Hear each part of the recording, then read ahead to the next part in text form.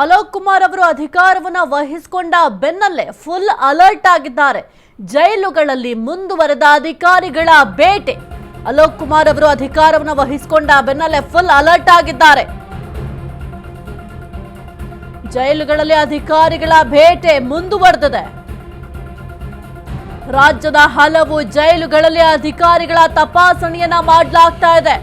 Mobile, USB cable, charger, sim card ಪತ್ತೆಯಾಗಿದೆ. ಅಧಿಕಾರಿಗಳ ಪರಿಶೀಲನೆಯ ವೇಳೆ ಗಾಂಜಾ ಪ್ಯಾಕೆಟ್ ಕೂಡ ಪತ್ತೆಯಾಗಿದೆ. ಪರಪ್ಪನ ಅಗ್ರಹಾರ ಜೈಲಿನಲ್ಲಿ 6 ಮೊಬೈಲ್ ಫೋನ್ಗಳು ಪತ್ತೆಯಾಗಿದೆ. ಮೈಸೂರು ಕೇಂದ್ರ ಕಾರಾಗೃಹದಲ್ಲಿ 6 ಗಾಂಜಾ ಪ್ಯಾಕೆಟ್ಗಳು ಪತ್ತೆಯಾಗಿದೆ. ಸದ್ಯಕ್ಕೆ ಕಾರವಾರ ಜೈಲಿನಲ್ಲಿ 4 ಬಂದಿಗಳ ಮಧ್ಯೆ ಗಲಾಟೆ ಕೂಡ ಆಗಿತ್ತು. 4 ಬೇರೆ ಜೈಲುಗಳಿಗೆ ಸ್ಥಳಾಂತರ ಮಾಡಲು ಕೂಡ ಸೂಚನೆಯನ್ನ ನೀಡಲಾಗಿದೆ. ಈ ಒಂದು ಜೈಲಿನಲ್ಲಿರುವಂತಹ ವ್ಯವಸ್ಥೆ ಸರಿಯಾಗಬೇಕು ಅಂತಂದ್ರೆ ಮೊದಲು ಅಧಿಕಾರಿಗಳ ತಪಾಸಣೆಯನ್ನ ಮಾಡಬೇಕಾಗತ್ತೆ, ಅಧಿಕಾರಿಗಳ ವಿಚಾರಣೆಯನ್ನ ಮಾಡಬೇಕಾಗತ್ತೆ. ಯಾಕೆಂತಂದ್ರೆ ಈ ಜೈಲುಗಳಲ್ಲಿ ಮೊಬೈಲ್ ಯೂಸ್ ಮಾಡ್ತಾ ಇದ್ದಾರೆ, ಜೊತೆಗೆ ಪಾರ್ಟಿಗಳನ್ನ ಮಾಡ್ತಾ ಇದ್ದಾರೆ ಅಂತ ಸಾಕಷ್ಟು ಆರೋಪಗಳನ್ನ ಮಾಡಲಾಗಿತ್ತು. ಜೈಲಿನಲ್ಲಿರುವ ವ್ಯವಸ್ಥೆ ಸರಿಯಾದ್ರೆ ಅಷ್ಟೇ ಇಲ್ಲ, ಇದೆಲ್ಲದಕ್ಕೂ ಕೂಡ ಬ್ರೇಕ್ ಬೀಳುವಂಥದ್ದು. ಹಾಗಾಗಿ ಸದ್ಯಕ್ಕೆ ಅಧಿಕಾರಿಗಳ ತಪಾಸಣೆಗೂ ಕೂಡ ಮುಂದಾಗಿದ್ದಾರೆ ಅಲೋಕ್ ಕುಮಾರ್ ಅವರು.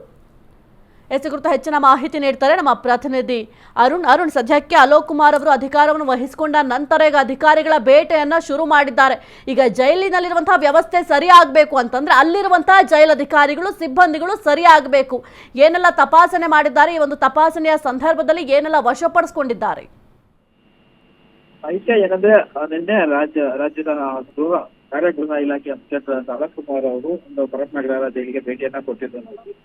ಈ ಒಂದು ಸಂದರ್ಭದಲ್ಲಿ 6 ಮೊಬೈಲ್ ಫೋನ್ಗಳು ಸಹ ಪರಪ್ಪನಗರ ಜೈಲಲ್ಲಿ ಪತ್ತೆಯಾಗಿರೋದಿಲ್ಲ. ಅಂದ್ರೆ ಖುದ್ದು ಡಿಜಿಪಿ ಆದಂತಹ ಅಲೋಕ್ ಕುಮಾರ್ ಅವರು ಪರಿಶೀಲನೆ ಮಾಡುವ ಸಂದರ್ಭದಲ್ಲಿ ಕೈದಿಗಳ ಬಳಿ 6 ಮೊಬೈಲ್ಗಳು ಪತ್ತೆಯಾಗಿರುವಂತದ್ದು. ಈ ಸಂದರ್ಭದಲ್ಲಿ ಏನು ಮೊಬೈಲ್ ಪತ್ತೆ ಬಗ್ಗೆ ಅಧಿಕಾರಿಗಳ ಜೊತೆಗೆ ಮಾತುಕತೆ ಸಂದರ್ಭದಲ್ಲಿ ಅಧಿಕಾರಿಗಳ ವಿರುದ್ಧ ಗರಂ ಆಗಿರುವಂತದ್ದು. ಈ ರೀತಿ ನಾನು ವಿಶೇಷವಾಗಿ ಭೇಟಿ ಕೊಟ್ಟ ಸಂದರ್ಭದಲ್ಲಿ ಆ ಮೊಬೈಲ್ಗಳು ಪತ್ತೆ ಆಗ್ತಾ ಇದೆ. ಮತ್ತೆ ಬೇರೆ ಸಂದರ್ಭದಲ್ಲಿ ಎಷ್ಟು ಮೊಬೈಲ್ಗಳು ಪತ್ತೆ ಆಗುತ್ತೆ ಅನ್ನೋದ್ರ ಬಗ್ಗೆನೂ ಸಹ ಕಳವಳ ವ್ಯಕ್ತಪಡಿಸಿರುವಂತದ್ದು. ಮತ್ತೆ 15 ದಿನಗಳ ಡೆಡ್ ಲೈನ್ ಅನ್ನ ಕೊಟ್ಟಿರುವಂತದ್ದು. ಇದು ಯಾವುದೇ ರೀತಿಯಾದ ಮುಂದೆ ಇದ್ದ ಘಟನೆಗಳು ಆಗ್ಬಾರ್ದು, ಯಾವುದೇ ರೀತಿ ಮೊಬೈಲ್ಗಳು ಸಹ ಪತ್ತೆ ಆಗ್ಬಾರ್ದು. ಯಾಕಂದ್ರೆ ಅಲೋಕ್ ಕುಮಾರ್ ಅವರು ಜೈಲಿನ ಒಳಗಡೆ ಇದ್ದಂತ ಸಂದರ್ಭದಲ್ಲಿ ಅವರ ಫೋನ್ ಸಹ ರಿಂಗ್ ಆಗುತ್ತೆ ಅಂದ್ರೆ ಅಲ್ಲಿ ಜಾಮರ್ಗಳು ವರ್ಕ್ ಆಗ್ತಾ ಇಲ್ಲ ಅನ್ನೋದು ಗೊತ್ತಾಗಿರುತ್ತೆ. ಅವರು ಸಹ ಹೇಳ್ಕೊಂಡಿರುವಂತದ್ದು ಜೈಲ ಒಳಗಡೆ ಇದ್ದಂತ ಸಂದರ್ಭದಲ್ಲಿ ಮೊಬೈಲ್ ಫೋನ್ ರಿಂಗ್ ಆಯ್ತು ಒಂದ್ಸಲ, ಮತ್ತೆ 2 SMS ಗಳು ಸಹ ಬರ್ತಾ ಇದೆ. ಆದ್ರೆ ಮತ್ತೆ ಯಾವ ರೀತಿ ಇಲ್ಲಿ ಜಾಮರ್ಗಳು ವರ್ಕ್ ಆಗುತ್ತೆ ಅನ್ನೋದ್ರ ಬಗ್ಗೆ ಸಹ ತೀವ್ರ ಕಳವಳ ವ್ಯಕ್ತಪಡಿಸಿರುವಂತದ್ದು. ಖುದ್ದು ಅಲ್ಲಿನ ಯಾರು ಸರ್ವಿಸ್ ಪ್ರೊವೈಡರ್ಸ್ ಯಾರಿರ್ತಾರೆ ಅವರನ್ನ ಕರೆದು ಖುದ್ದು 15 ದಿನಗಳ ಒಳಗೆ ಈ ರೀತಿಯ ವ್ಯವಸ್ಥೆಯನ್ನ ಸರಿಪಡಿಸಬೇಕು. ಯಾವುದೇ ರೀತಿಯ ಮೊಬೈಲ್ಗಳು ರಿಂಗ್ ಆಗಬಾರ್ದು, ಮತ್ತೆ SMS ಗಳು ಯಾವ್ದು ಸಹ ಬರಬಾರ್ದು, ಒಳಗೆ ಕರೆಗೆ ಬರಬಾರ್ದು, ಮತ್ತೆ ಹೊರಗಿನಿಂದ ಜೈಲಿನ ಒಳಗಡೆಯಿಂದ ಯಾವುದೇ ರೀತಿಯ ಕರೆಗಳು ಹೋಗಬಾರ್ದು ಅನ್ನೋ ನಿಟ್ಟಿನಲ್ಲಿ ಅವರು ಸೂಚನೆಯನ್ನ ಕೊಟ್ಟಿರುವಂತದ್ದು. ಮತ್ತೆ ರಾಜ್ಯದ ಬೇರೆ ಬೇರೆ ಜಿಲ್ಲೆಗಳಲ್ಲೂ ಸಹ ಮೊಬೈಲ್ಗಳು ಪತ್ತೆ ಆಗಿರುವಂತದ್ದು. ಮೈಸೂರು ಜಿಲ್ಲೆಯಲ್ಲಿ 6 ಗಾಂಜಾ ಪ್ಯಾಕೆಟ್ಗಳು ಪತ್ತೆ ಆಗಿರುವಂತದ್ದು, ಮತ್ತೆ ಕಾರವಾರ ಜೈಲಿನಲ್ಲಿ 7 ಮೊಬೈಲ್ಗಳು ಪತ್ತೆ ಆಗಿರುವಂತದ್ದು.